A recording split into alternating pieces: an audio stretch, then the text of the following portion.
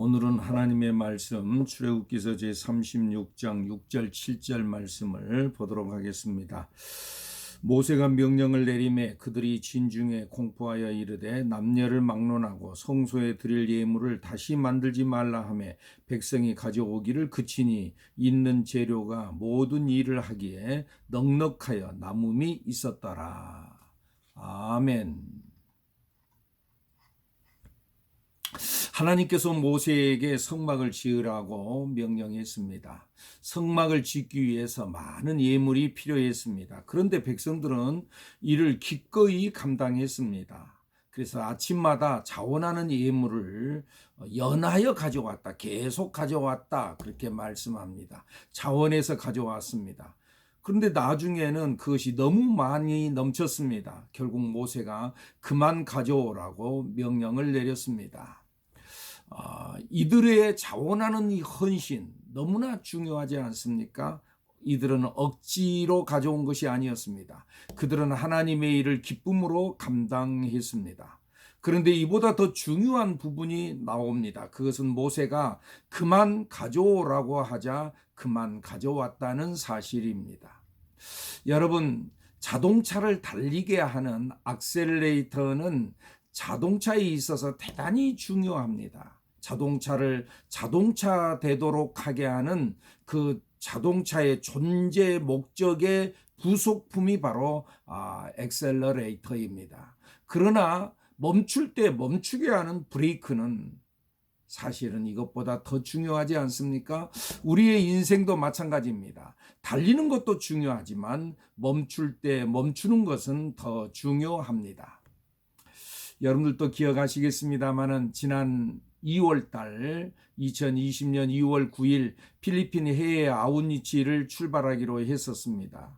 이를 위해 오랫동안 기도해 왔고 또 5개월 동안 구체적 준비를 했습니다. 그런데 코로나 사태가 터졌습니다. 결국 출발 4일 앞두고 취소를 결정했습니다.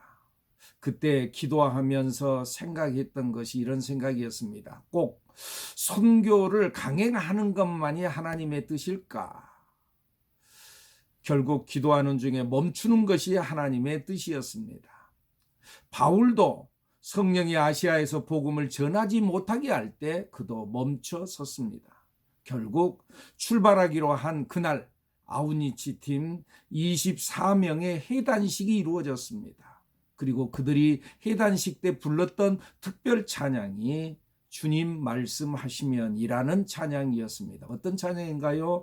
주님 말씀하시면 내가 나아가리다. 주님 뜻이 아니면 내가 멈춰서리이다. 이 찬양. 그들은 대단했습니다. 스톱하라 할 때 스톱하는 그들이 진정한 하나님의 군사였습니다. 전진만이 하나님의 뜻은 아닙니다. 때로는 멈춰서야 합니다. 멈춤이 하나님의 뜻이기도 합니다. 인생을 살다 보면 전진보다 멈춤이 더 중요할 때가 있습니다. 특별히 신앙생활 하는 데 있어서 더욱 그렇습니다. 성령의 9가지 열매 중에 맨 마지막에 서 있는 것이 바로 절제의 열매입니다. 이 절제는 앞에 있는 8가지의 아름다운 열매를 사고 나지 않도록 하는 브레이크와 같습니다.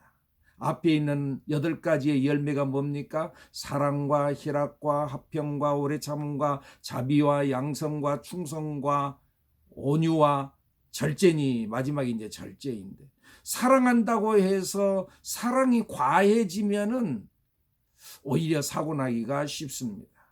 오래 참는다고 해서 무조건 참고만 있는다? 아니라는 거죠. 여러분, 그 모든 열매들 9가지의 열매, 앞에 있는 8가지 열매를 잘 조화시키고 절제를 시키는 것, 이 9번째 열매, 9번째 서 있는 이 절제의 열매가 대단히 중요합니다.